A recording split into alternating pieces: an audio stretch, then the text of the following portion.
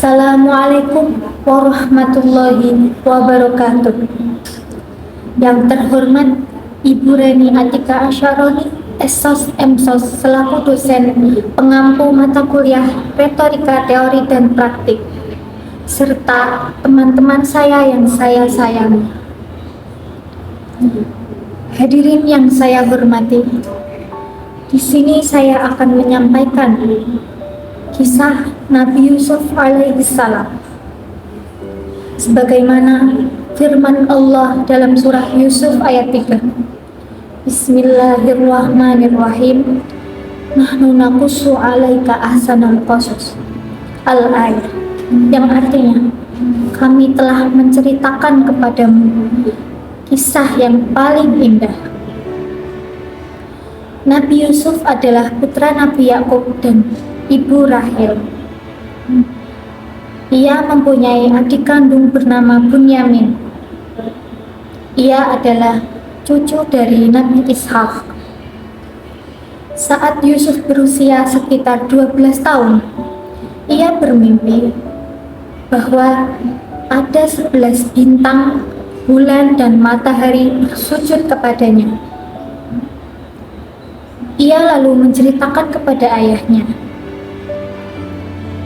Ayahnya langsung sadar bahwa itu bukan mimpi biasa. Itu adalah petunjuk dari Allah Subhanahu wa Ta'ala. Nabi Yakub melarang dia untuk menceritakan mimpinya kepada siapapun, termasuk saudara-saudaranya. Karena Nabi Yakub tahu saudara-saudaranya iri kepada Nabi Yusuf. Suatu hari, dugaan itu ternyata benar terjadi.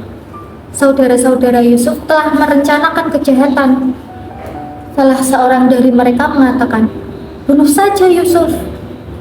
Tapi yang lain menolak, dan ada lagi yang mengatakan, "Membunuh itu dosa. Mending kita buang saja Yusuf, biar dia jauh dari ayah kita."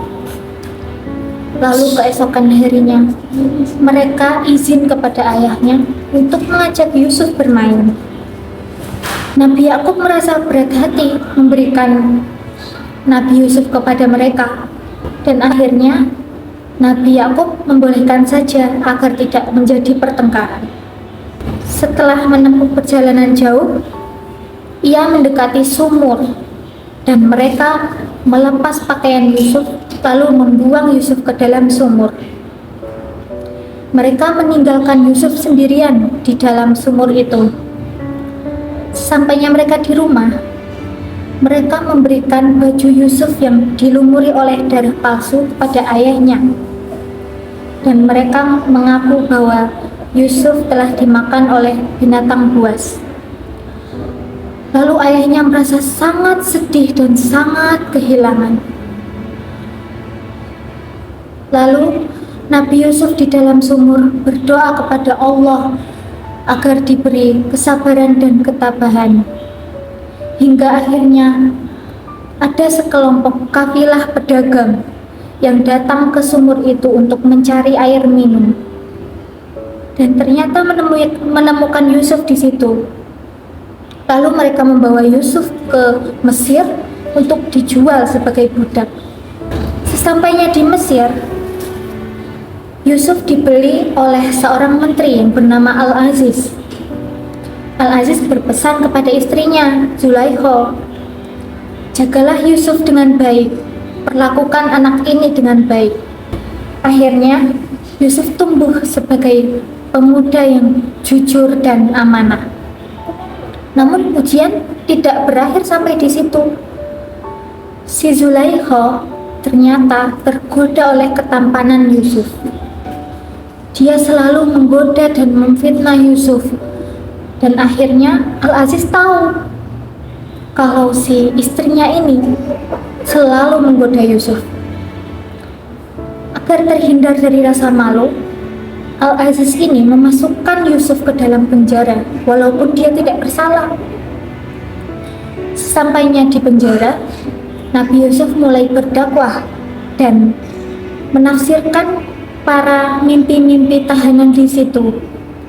Salah satu mukjizat Nabi Yusuf adalah bisa menafsirkan mimpi-mimpi orang. Pada suatu hari, Raja Mesir memanggilnya untuk menafsirkan mimpi Raja Mesir, yaitu ada 7 ekor sapi gemuk dimakan oleh 7 ekor sapi kurus, dan 7 gandum segar dimakan oleh 7 gandum kering. Lalu Yusuf menjelaskan bahwa nanti ada masa 7 tahun yang sangat subur, panennya sangat melimpah, dan memang subur banget.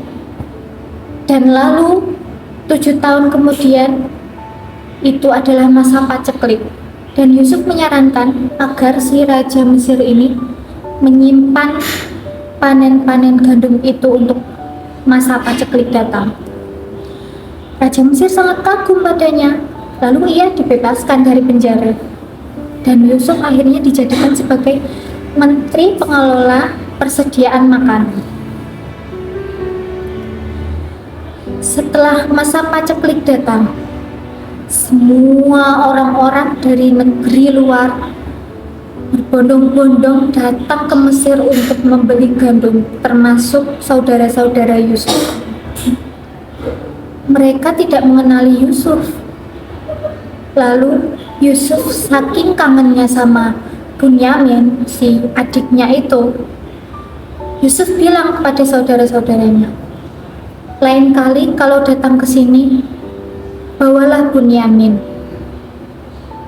Akhirnya mereka datang lagi ke Mesir untuk membeli gandum sambil membawa Bunyamin. Setelah mereka mau pulang, Nabi Yusuf memasukkan cawan emas ke dalam karung gandum Bunyamin. Akhirnya si Bunyamin ditahan di dalam istana. Saudara-saudara Yusuf pulang. Dengan ketakutan, ia menceritakan kepada ayahnya bahwa Bunyamin telah ditahan di istana. Nabi Yakub tambah merasa sedih dan akhirnya jatuh sakit sampai kehilangan penglihatannya. Lalu saudara mereka datang lagi ke Mesir memohon kepada Nabi Yusuf untuk membebaskan Bunyamin. Nabi Yusuf berkata, "Aku Yusuf, dan ini Bunyamin, adik kandungku." Mereka sangat ketakutan. Mereka menangis dan memohon kepada Yusuf agar memaafkan mereka. Tapi Yusuf tidak marah. Yusuf merasa ikhlas dan tabah, dan akhirnya memberikan jubah dia kepada saudara mereka untuk diberikan kepada ayahnya, dan berpesan, "Usaplah jubah ini kepada wajah ayahku, niscaya penglihatannya akan kembali." Sesampainya mereka di rumah, mereka mengusapkan jubah itu ke wajah ayah mereka. Dan Maha Suci Allah, penglihatannya telah kembali. Lalu akhirnya seluruh keluarga mereka datang ke Mesir untuk meminta maaf dan bersujud kepada Yusuf. Teman-teman sekalian, dari kisah Nabi Yusuf alaihissalam, bahwa kesabaran, keikhlasan, dan ketabahan itu tidak ada yang sia-sia. Semua itu adalah ada hikmahnya. Maka kita semua harus mempelajari ketabahan dan keikhlasan yang dialami oleh Nabi Yusuf alaihissalam. Sekian pidato dari saya, kurang lebihnya saya mohon maaf sebesar-besarnya. Akhirul kalam, wassalamualaikum warahmatullahi wabarakatuh.